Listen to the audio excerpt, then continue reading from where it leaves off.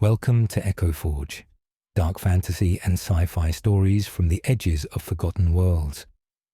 If you enjoy this kind of storytelling, hit like, subscribe, and tap the bell so you don't miss the next vision.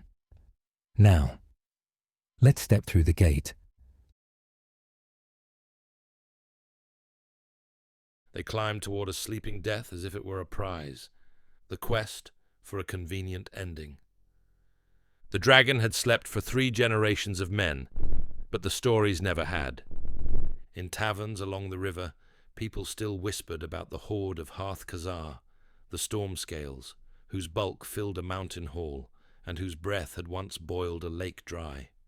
Children were cowed into obedience with threats of Khazar will hear you when they cried too loud in the night. But the last time anyone had seen the dragon wake was when Bren's grandfather was young, and even that tale had the softened edges of something told too often.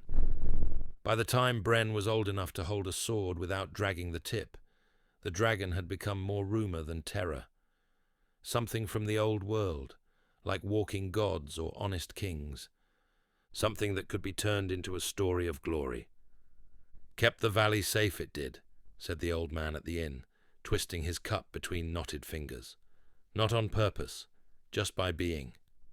His eyes were clouded with cataracts, his voice with drink. Nothing bigger than sheep came close, nothing smaller than a war band neither. People knew better than to stir it. Across the table, Hessa snorted. "Or maybe," she said, no one wanted to be the idiot remembered for waking it up. She was a broad-shouldered woman with arms like firewood bundles and a scar across her nose from a bar fight she had won decisively. She was also the one paying for the old man's drink, which gave her the right to be unimpressed. Bren watched them both, his own mug turning slowly in his hands. "What about now?" asked Joran, the party's image. He looked out of place in the smoked, low-beamed room. Fine yellow robes already greying with travel dust, hair tied back in a neat knot that had never seen a bar brawl.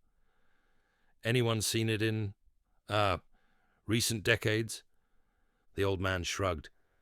"It breathes," he said. "Mountain smokes now and again. That's enough." "It's asleep," Hessa said, "and getting older. Even dragons die, if you give them long enough." "Do they?" murmured Lisa, the scout, from her seat near the fire. "I thought they just turned to hills when they got bored." The old man laughed, a dry, rattling sound. "You're thinking of stories told to children," he said. "A dragon is not a stone that forgets to be sharp. It is hunger and pride that learned patience. But even that runs thin. Folks say when they get old enough, they go looking for someone to kill them." Joran perked up. "Well, in this case," he said, "someone has saved it the trouble. The Count has, generously, issued a writ in our name." He patted the scroll case at his belt. "A commission," he said, savouring the word, "to remove the lingering threat to his lands. Substantial reward, land grants, titles, the usual." "Usual for you, maybe," Hessa grunted. "Last title I had was, 'You there with the axe.'" Bren smiled despite himself. He had grown up on a little patch of nothing just outside the Count's lands, where the soil was thin and the taxes were thick. He had watched his father's back bend year by year, as the Count demanded more grain to send to wars Bren had never seen. Killing a dragon for that same Count did not sit entirely right. But he had also listened to his younger brother's cough through winters and watched his mother's hands shake as she counted out the last of the dried beans. "A title sounds like something that won't starve," he said softly. Hessa glanced at him, then looked away. "The beast is old," she said. "We catch it sleeping, put a blade through the soft parts, and never have to see its eyes open. Clean, efficient, no one burns." Joran adjusted his sleeves. "I have prepared spells of silence and binding," he said. "We won't even wake it, if we're careful." Lisa, still half in shadow, watched the old man. "What do you think?" she asked him. Have you seen anyone try? The old man's fingers tightened around his cup. One prince, he said. When I was a lad, rode up with banners and horns and half the guard. Thought he'd make a song of it. Hesse's eyebrows rose. And the mountain smoked, the old man said. When it cleared, the prince's banner hung on the rocks. Just the cloth. No pole. No prince. He took a long swallow. No one's tried since, he added. Not with horns. He looked at Bren then, as if seeing him properly for the first time. The narrow face, the too big sword, the way he sat straight, even when the space around him sagged. If you go, the old man said, go quiet, and if it speaks, listen. They went, because you don't feed your family on good sense, because a writ with a lord's seal opens doors that money cannot, because there is a kind of hunger that is not for food, and Bren had felt it gnawing at him since he was old enough to understand that most of his life would be spent in the same muddy field his father cursed. They left at dawn, when the valley mist still hugged the ground, and the birds were only just remembering their songs. The mountain loomed to the north, its shoulders wrapped in cloud. Lysa led, her steps light even under her pack. Hesse trudged behind her, axe over one shoulder, humming an old marching tune. Joran rode a small, patient mule that seemed resigned to the indignity. Bren walked last, watching the way the world narrowed the closer they got to the Dragon's Hill. By noon, the farms had thinned to scrub. By evening, the scrub had given way to stone. They camped in the lee of a boulder, the mountain's flank towering above them, black against the stars. Still time to turn back, Lysa said lightly, poking at the fire. Go home. Tell everyone the mountain ate the prince, and we decided not to argue. Hesse snorted. You scared? She asked. Lysa's smile didn't reach her eyes. I like being alive, she said. I've grown used to it. Wild, I know. Joran, fussing with his spell components, looked up. The calculations are sound, he said. A sleeping dragon is dangerous only in theory. I will bind its mind, you will cut its throat, and we will all be home before anyone realizes how clever we were. Bren stared into the fire. Do dragons dream? He asked. The others looked at him. What? Joran said. If it's sleeping, Bren said, do dragons dream? And if they do, what happens to the dream when we cut it off? Hesse tossed a stick at him. Don't go getting poetic on me, she said. Steel is steel. Flesh is flesh.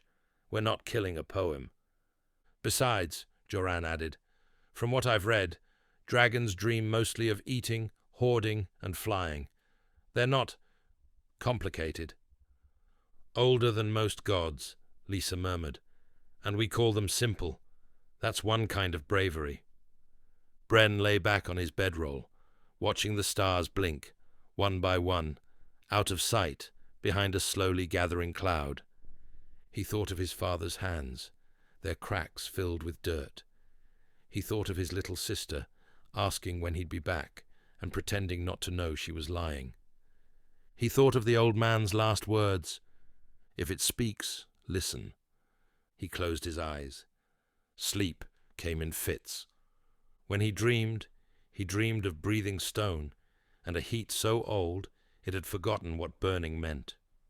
The Kaiser. The entrance to the Dragon's Hall was older than the paths leading to it.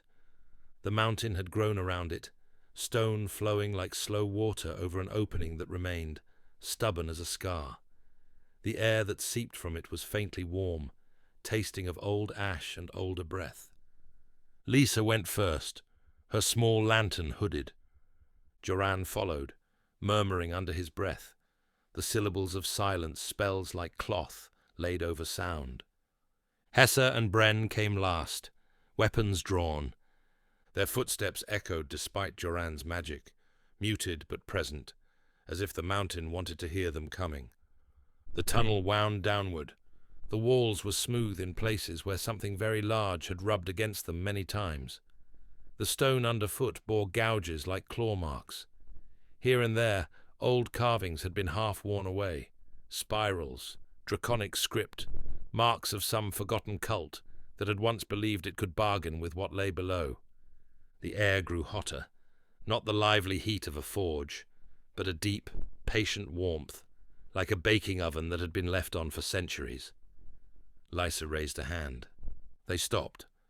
Ahead, the tunnel opened into a vast space. They eased forward until they could see. The dragon hall was big enough to hold a village. Pillars of natural stone rose from floor to ceiling, thick as towers, glistening with mineral veins. The ceiling hung low, then soared, then dipped again, as if the mountain itself had paused mid-collapse. In the center lay the dragon. It was coiled in on itself, a galaxy of scales. Its body was long, more serpentine than the squat reptilian beasts of children's tales. Wings folded like storm clouds along its flanks.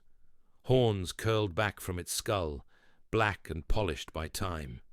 Each scale was the size of a shield, overlapping in patterns that hurt the eyes if you stared too long.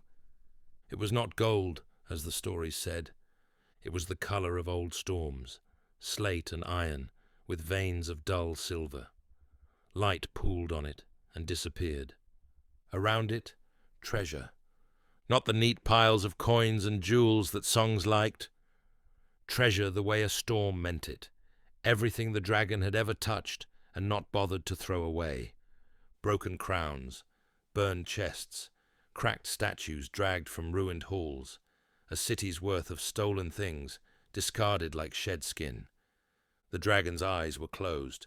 Its breath moved, slow and heavy, a bellows pulled by gods. Joran exhaled, the sound swallowed by his spell. He gestured. Wait here. He stepped forward, bareheaded, his lips moving in a soundless incantation. The dragon did not stir. Closer. Bren could see the trembling in Joran's hands. Dragons in books were diagrams, anatomy and fire equations. Dragons in real life, even sleeping, made those diagrams feel like lies. Joran reached the edge of the dragon's vast foreleg. He raised his hands. The air around him thickened. Bren felt it, like a change in pressure when a storm front rolls in. His ears popped. His teeth ached. Joran's spell rose, invisible, swirling around the dragon's head like cobweb. Bren held his breath. Hessa's knuckles were white on her axe haft. Lysa's fingers twitched near the knife at her belt. The spell settled. Nothing happened. The dragon's breath did not change. Its eyelids did not flutter. Joran frowned. He raised his hands higher, pouring more power into his working. The air pressed harder. Bren's vision flickered at the edges. The hall seemed to tilt. The dragon opened one eye. Just one. It was enormous, the slit pupil a black canyon surrounded by an iris of molten metal. Light swam in it. Ages swam in it. Joran froze. The spell unraveled like smoke. The dragon blinked once, slowly. Then it spoke. Its voice was not a roar. It was soft. It was the kind of soft that comes after something very loud, like the hush in the air after a bell stops ringing. Little ones, it said. The words were in Bren's language, but older, as if the mountain itself had learned to speak. You come to steal an ending. Joran swallowed. His mouth opened and closed soundlessly. Hessa took a reflexive step back. Lysa did not move at all. Bren's knees wanted to buckle. He gritted his teeth and stayed upright.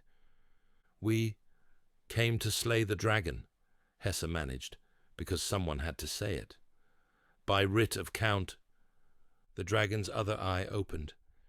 You came, it said, to kill something old in its sleep, to turn my last breath into your first story. Ash stirred at the edges of its teeth as it spoke. I have eaten princes for less, it added, almost absently. Bren's heart hammered. Joran began, then seemed to remember himself.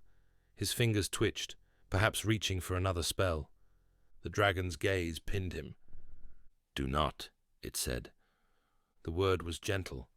Joran's hands dropped, as if cut. You are loud, the dragon went on, for something so thin. Magic tastes different in your kind now, sharper, more afraid. When I was young, you threw mountains at us and hoped some of the rocks would stick. It shifted, a slow, grinding motion. Scales rasped against stone. "Leave," it said. The single syllable rolled through the hall like distant thunder. Lysa swallowed. "You don't want to fight?" she asked. The dragon's lip curled, exposing teeth like curved towers. "Want?" it echoed. "No, I do not want to fight. I do not want to listen to your bones breaking in my teeth. I do not want to ignite the air in your lungs and watch you claw at a breath that cooks you from the inside." Its eyes narrowed. "I have done those things," it said. "They were diverting. Once, when the world was young enough that I still believed in the novelty of suffering." It exhaled through its nostrils. Heat washed over them, carrying the scent of old smoke and something faintly metallic. "I am tired," it said simply. The words did not fit in its mouth. Nothing that large should be able to say tired like that. Joran found his voice. "Then," he said, hope twisting it, "then lay down. We can end it quickly. We were sent to—" The dragon laughed. The sound shook dust from the ceiling. "Sent," it said, "by a petty lord who will be dust before the season turns twice. Sent to end me as one might send fleas to end a wolf." Its head lowered. Closer. The heat was nearly unbearable now. "You cannot kill me," it said. "Not while I breathe. Not while I remember all the ways not to die. Kaiser dragons do not fall to whispers and steal in the dark." Bren's breath caught. "Kaiser," he repeated, barely above a whisper. The word was old. He had heard it once, in a story about the first fires, in a voice too drunk to remember he was telling it. Kaiser dragons, not just beasts, but anchors, world weights, one of the first shapes the world had taken when dragons and storms had been the same thing. Joran's face drained of color. That's not possible," he stammered. "The Kaiser brood died out in the First Age. The texts—" "Your texts are written by survivors," the dragon said. "We are poor at counting what we fear." It flexed one paw. Claws like obsidian scythes dug furrows in the rock. "I am the last of my kind," it said. "I am Hearth Khazar, who scorched the plains where your grandfather's gods were born. I am the weight that kept the sky from unraveling when the younger dragons tore at it for sport. I have held the line between what dies and what does not for longer than your kind has had names for itself." It closed its eyes. "And I am very tired," it repeated. Silence. The party stood, 4 small shapes against an old storm. "Then why not let us do it?" Hessa asked, stubborn as always. "If you're so tired, you just said you're ready. We're here. We'll make it quick." The dragon's eyes opened again. This time, there was something like amusement in them. It sat oddly there, like a child's toy left on an altar. "Because," it said, "pride." The word was almost tender. "I have devoured cities," it said. "I have held mountains in my claws and shaken men from them like fleas. I have been worshipped and cursed, hunted and fled. I will not die on your terms. I will not die as some count's footnote. I will not be—" And then they killed a dragon. Its gaze swept over them, dismissive and heavy. "I will not be slain," it said. "I will end." It shifted again. The hall vibrated. "Leave," it said once more.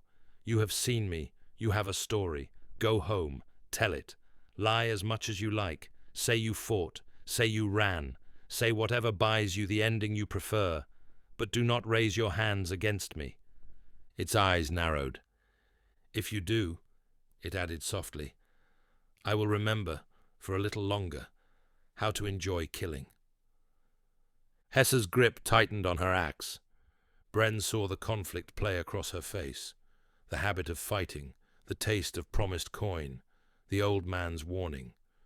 Joran's hands twitched toward a spell again, then fell. Lisa exhaled slowly. "He's giving us an ending that doesn't have us as meat," she said. "We'd be fools not to take it." She turned. Hessa hesitated, then spat on the stone.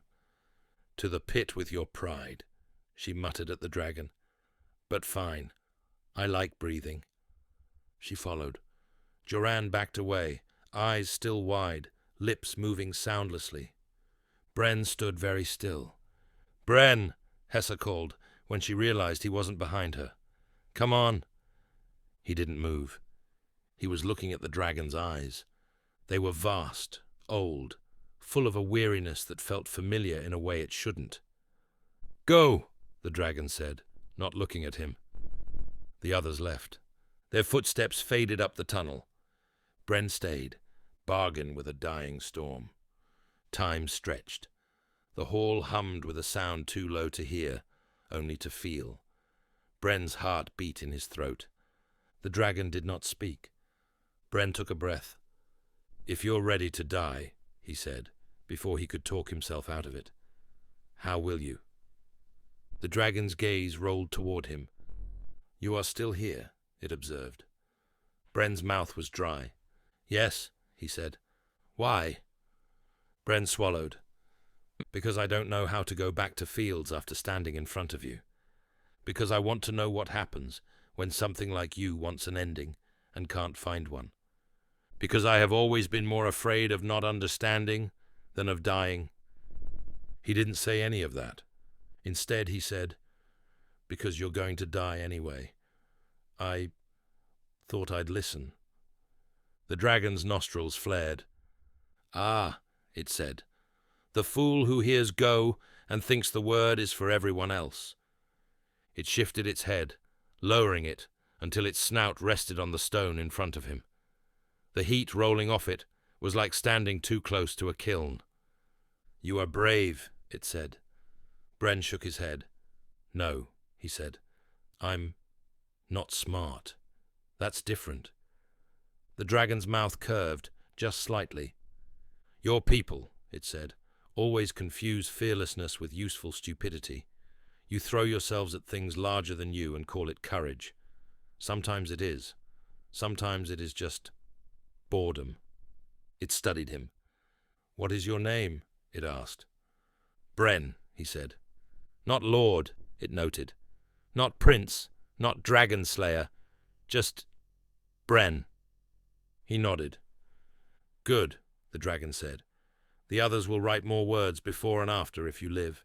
They like titles, but they rust. Names last longer." It closed its eyes. "When I was young," it said, "I did not know I would die." The confession was odd in that massive mouth. "I thought ending was for smaller things," it went on. "Men, trees, storms. I believed I was the shape that watched those endings, the anchor, the thing that held while all else fell." Its tail twitched, a long, sinuous ripple. "Then time grew heavier," it said. "I felt it, like silt settling. Dragons younger than me burned out. Gods that had seemed unshakable fell quiet. Even mountains crumble, given patient water." It opened one eye.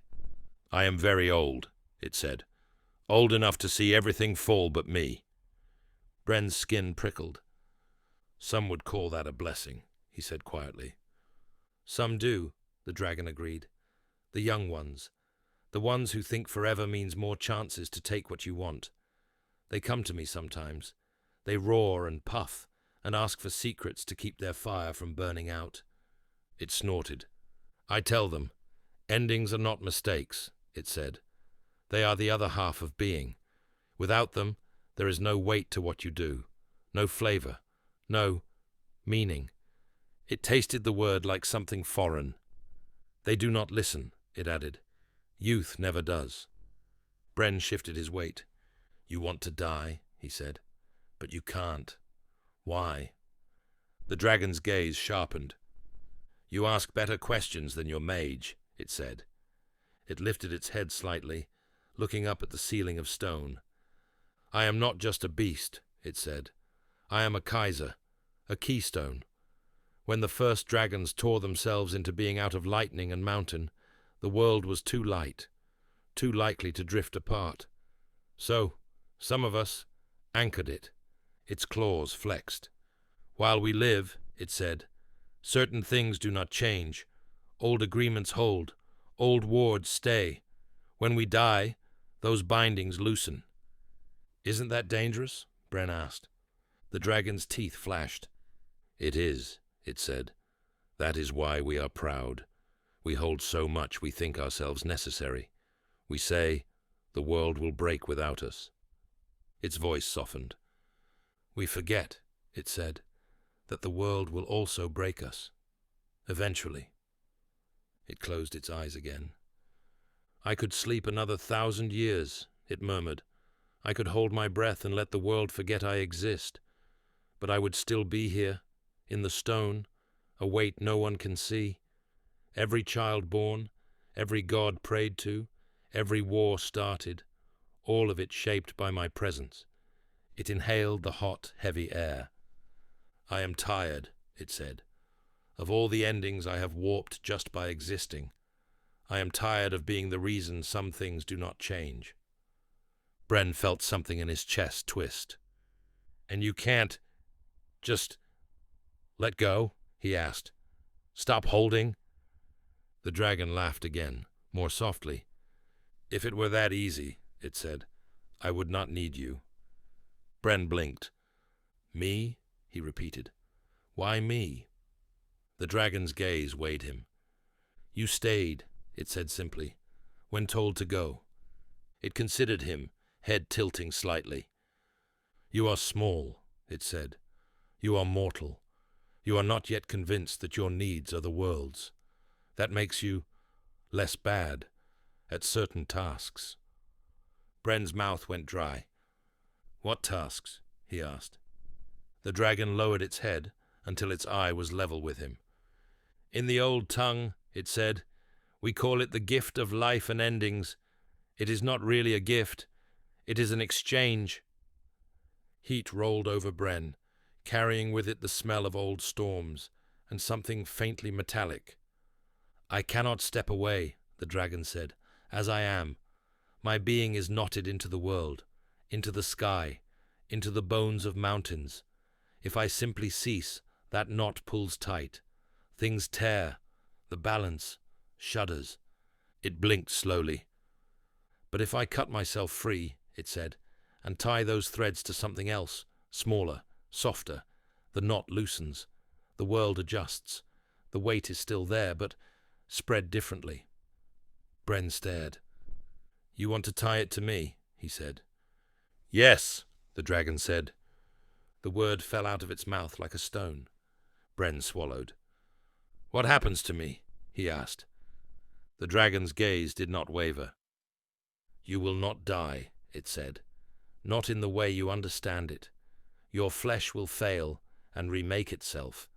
Your heart will tire and remember it has another beat. You will continue, long after your children's children have gone to dust. Bren's head swam. Immortal, he whispered. Not quite, the dragon said. You will still end. Everything does. But your end will not be from accident, or illness, or a spear through your ribs in a muddy field. It will be a choice, a door you can open when you are ready. Bren's breath hitched. And until then, he asked. You will hold certain things, the dragon said. Threads of life, lines of consequence. You will feel when endings gather too thick in one place. You will nudge. You will observe. It watched him. You will be lonely, it said softly. You will love things that do not last. You will watch them go, again and again. You will remember them when no one else does. You will be a witness. It exhaled. In return, it finished, I will die. I will finally, blessedly, end. Bren's knees wanted to give out. He thought of his family, their lives tiny against the weight of what the dragon spoke of. He thought of fields and winters, and the way his father's face had lined under the sun. He thought of never leaving them, of leaving all of them, forever. "Why should I agree?" he whispered. The dragon blinked. "You should not," it said. "No one should. It is too much weight for a heart as small as yours. It will crack you, eventually." It shrugged, a shift of mountains. "But someone must," it added, "or I will be here until the last light goes out. I am proud, but I am tired. I have held this long enough." It tilted its head. "You could walk away," it said. "Live your life, work your fields, die in your bed with your grandchildren at your feet. The world would adjust. It always does. It would simply adjust around me, still sitting here." Bren's heart hammered. "What if someone worse stays?" he asked. The dragon's teeth showed. "Then the world will have to survive that too," it said. "The balance is not moral. It is only balance." He closed his eyes. He saw Hessa's broad back, walking away up the tunnel, Joran's muttering, Lisa's careful, watchful eyes, his mother's hands, Ash in the old stories, his nephew reaching for him with sticky fingers. He saw himself old, breaths rattling, hands like his father's, the world no larger than the bed. He saw himself father, watching 100 such deaths, 1,000, the years piling up around his feet like fallen leaves. He opened his eyes. "Will it hurt?" he asked. The dragon smiled slowly. "Yes," it said. "Almost everything worth doing does." Bren laughed, a short, helpless bark. "Of course," he said. He hesitated. "Will I still be me?" he asked. "Or will I be you?" The dragon considered. "You will be a version," it said. "You will think with my weight on your thoughts. You will remember things you did not live. But you will still be Bren. For a while." It did not define a while. Bren felt his throat close. He was small. He was standing in front of something that could end him with a flick of its claw, and it was asking him to end it instead. To live for it. To carry the weight it was done with. He wanted to say no. He wanted to say yes. He wanted to run. He wanted to lie down. He thought of the old man at the bar, twisting his cup. We thought we could chew the world and not be chewed in turn. His people had done cruelty out of hunger, and then out of habit. They had made wars and stories and dragons into mirrors for themselves. Here was something else. Not good, not evil, just old, tired, proud. "As long as I can choose my end," he heard himself say, "I will do it." The words came from a place in him he had not known how to name. The dragon's eyes flared. "Choice," it said. "Yes, that is the only mercy immortality has." It drew in a slow, deep breath. "Come closer, Bren," it said. He took a step. The heat made his vision swim. Closer. Until he was close enough that one of its teeth was taller than he was. Until its breath lifted his hair. Until the sound of its heart, slow, thunderous, vibrated in his bones. "Place your hand on my chest," it said. He did. The scale under his palm was smooth and warm, like polished stone left in the sun. "Now," the dragon said, "do not move." It roared. Not outward. The sound exploded inward, folding in on itself. Bren felt it, like a mountain being dropped through his body. His knees buckled. He would have fallen if his hand hadn't been fused, suddenly, impossibly, to the dragon's chest. Everything went white, not light, not darkness. Something between, like the moment between breaths, when the world has not yet decided whether it continues. He saw, felt, flashes. He was a hatchling in a storm, lightning searing his eyes.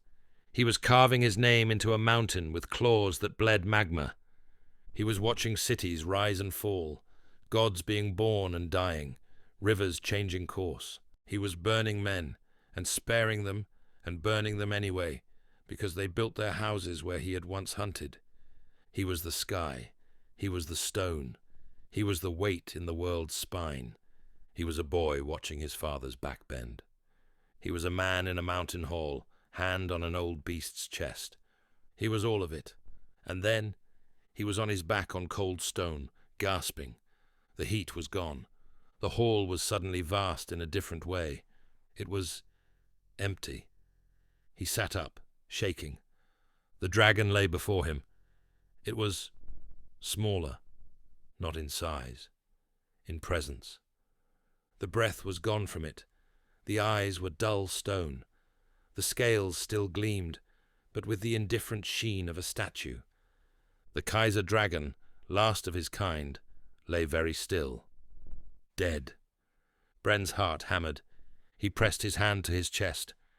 It felt wrong, not in pain, in abundance. His heart beat, but he could feel other pulses layered over it, like echoes in a canyon. He felt the slow draw and push of the sea on shores far away. He felt the breathing of forests. He felt 1,000 tiny endings, everywhere. A mouse failing in a field. An old woman exhaling for the last time in a village. A leaf letting go of its branch, each one a little tug. He gasped. His mind wanted to flinch away. It couldn't.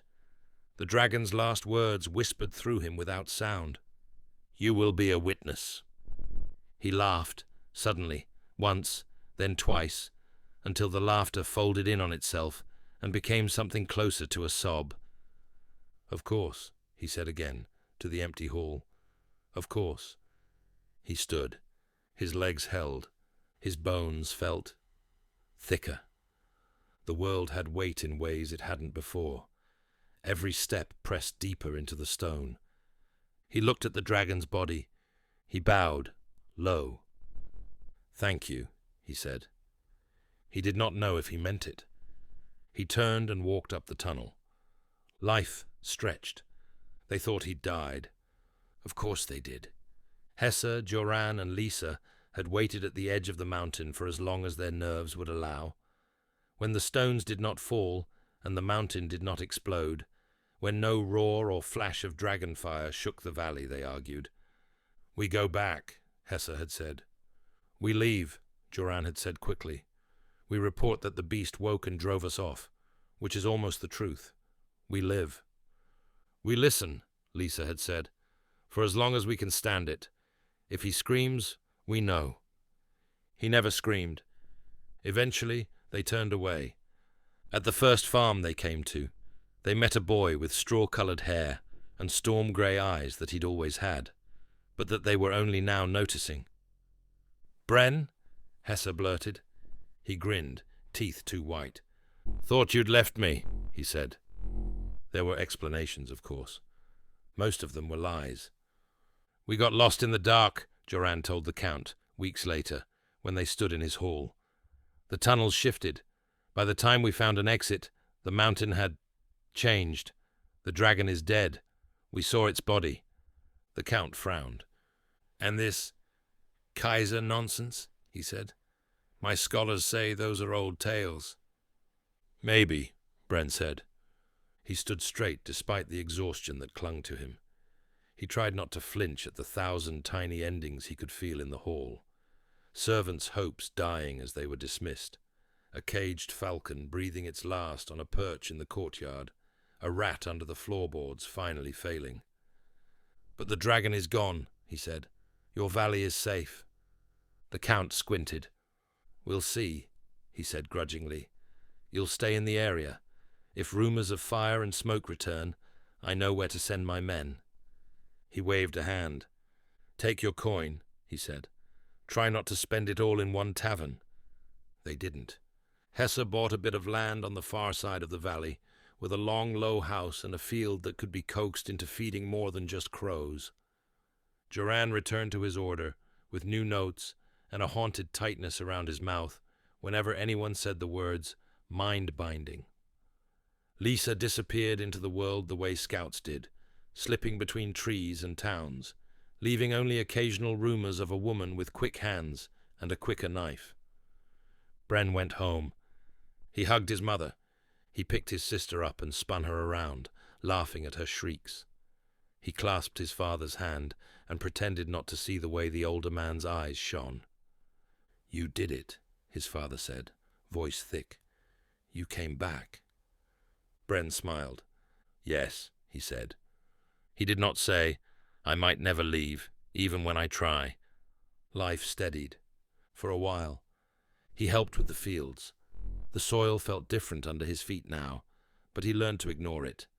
He married the girl from the next farm over, the one who had always smiled at him over the fence. They had children. He felt each of them come into the world. Literally. When his first son was born, Bren felt a thread tie itself to his own heart. It was bright and fragile, and so beautiful that he cried, though his wife thought it was just seeing the baby's face. When his second daughter was born, the thread had a different texture, quick and blazing, ready to burn the world down. He loved them more than he had thought possible. He also felt every time they fell ill, every time they scraped a knee, every time they came close, so close, to tugging loose. It nearly broke him. He sat up through fevers, not because the healer said it would help, but because he could feel the sickness trying their threads, plucking. He whispered to something bigger than him, not quite praying, because he didn't know to whom. The fevers broke. The threads held, for a while. He aged. At first, it was the normal way. Lines around his eyes from squinting at the fields. Calluses thickening. Hair at his temples going pale. Then, it slowed. His father stooped more as the seasons turned. His hands shook when he lifted his cup. His hair thinned. Bren's father died in his sleep one autumn evening, with his wife's hand in his and the smell of crushed apples outside. Bren felt it. He felt the thread snap. He had known it was coming. He had seen the way his father's soul leaned toward that door in his chest. It had hurt. It had also fit. He dug the grave himself. He stayed up that night, sitting on the low hill overlooking the field, feeling the absence like a loose tooth his tongue couldn't leave alone. His wife came and sat beside him. "He was ready," she said softly. "I know," Bren said. He did. That was part of what hurt. Years went by. His mother's hair went white. His children grew taller than him, then left, chasing their own lives. Some stayed close. Some sent letters that smelled of other soils. Some came back tired, with scars and stories. Some never came back at all. He felt each loss. One son fell from a roof in a distant town, his thread snapping so fast, Bren staggered in the field and dropped the scythe. His youngest daughter died in childbirth, her thread pulling in two directions until it frayed and went powder soft in his mind. He could not see their deaths in pictures. He only felt the last heartbeat, the last breath, the way their particular weight left the world. His wife's hair silvered, then thinned. Her hands, once so quick and strong, trembled when she sewed. Her laugh lines deepened. Her breaths grew shorter. In the evenings, they sat together on the step, watching the sunset burn the fields to gold. "You look the same," she said once, frowning a little. "I swear, Bren, my joints ache when it rains, and you still run like a boy."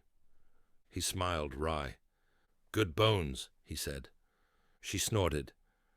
"Liar," she said affectionately. When she died, it was spring. The trees were budding. She went in the night, quietly, her hand in his, her last breath a soft sigh of apology for leaving him with so much laundry. He felt her thread loosen. He wanted to grab it. He wanted to wrap it around his wrists and tie it tight. He didn't. He held her hand instead, as it cooled. "Go," he whispered. "You did your part." He dug that grave himself, too. The village whispered. People noticed. They always do. At first, it was little things. "Bren doesn't look much older than when my mother was a girl," someone would murmur at the market. "Strong as ever," another would say, watching him lift a sack of grain. Must have been touched by something, someone else would say, half wary, half envious. As decades turned, it stopped being murmur and became fact. The children of the children he'd grown up with called him grandfather, out of respect, and because they had no other word for someone who had held their fathers as babies, and now held them. He lived through plagues and bad harvests. He watched winters take whole families, and felt each thread snap. He tried once to interfere. A fever swept through the valley, hotter and crueler than usual. Children were the first to fall, their threads flaring and extinguishing in his chest like sparks in dry grass. He couldn't bear it.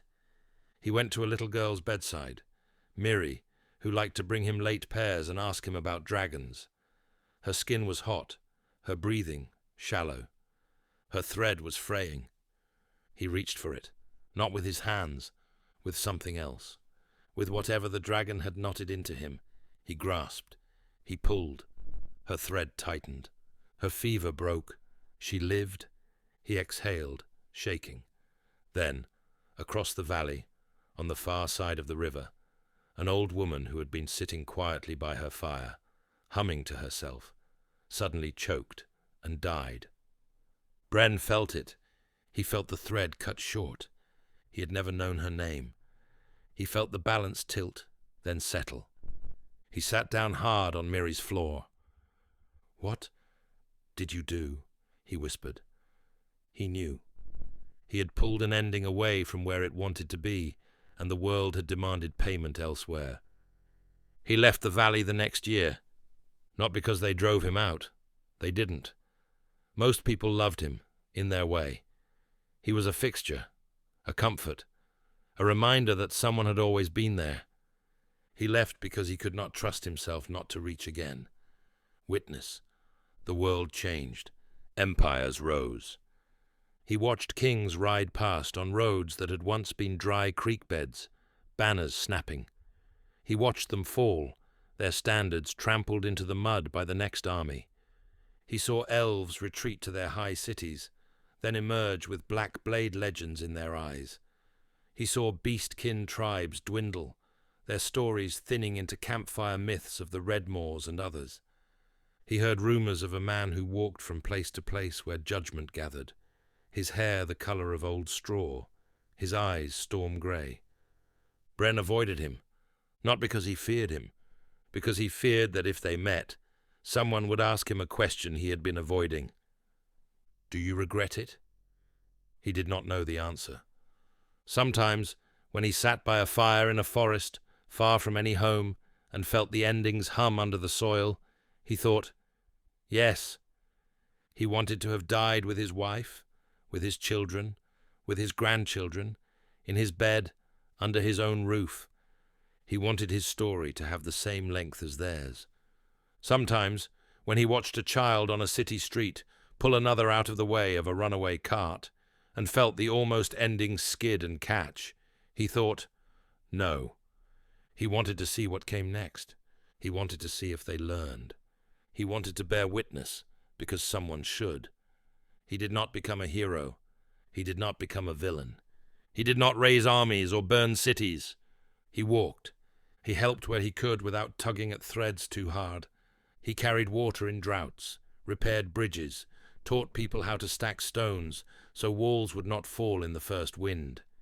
He told stories to children in exchange for bread, stories that made dragons sound less like monsters and more like something that had been tired a very long time. He loved. Sometimes. He tried not to. It was hard not to. Once, in a port city that would one day sink into the sea, he fell in love with a woman who painted ships. She knew he was older than he looked. She did not care. They had 10 years. He watched her die, soft and slow, in a bed that smelled of oil and salt. Another time, in a little mountain town, he stayed long enough to watch a boy he had taught to whittle become a man who carved statues. The man died in an avalanche. Bren heard the snow sigh. He learned eventually that love with an ending was better than no love at all. It hurt. He did it anyway, The power in him grew quieter, or he grew used to it. He did not reach for threads anymore. He learned to watch without grabbing. He learned to sit at the edge of deathbeds and be the one who did not look away. He became, in some places, a minor legend. The evergreen man, the old young one, the farmer who had once killed a dragon and never quite stopped smelling of smoke. Mostly, he was just Bren. At the far edges of his awareness, he felt other great weights move. In a crypt under a village, someone held chains. In an elven hall, a black blade decided which wrath was truth and which was convenience. In the spaces between, people made choices. They sharpened their teeth on old hurts, or they put down their weapons and listened. He watched. He remembered. He waited. Because one day, when the weight in his bones matched the weight in his memories, he knew he would find a mountain. Not the one where Hath-Kazar had died. Another. He would go into it. He would sit where the stone hummed. He would call someone small and stubborn, who did not know how to walk away when told. He would offer them a gift that was not a gift, a life too long, an ending chosen, not taken. He dreaded that day. He hoped it would come, because even anchors must eventually be replaced, because even witnesses must sleep. Until then, he walked, his hair the color of old straw, his eyes the color of storms that had learned, finally, how to move on. Thanks for watching Echo Forge. If this story resonated with you, leave a comment, hit like, and subscribe so the next tale finds you. Share this with someone who loves dark fantasy or twisted sci-fi, and I'll see you in the next world.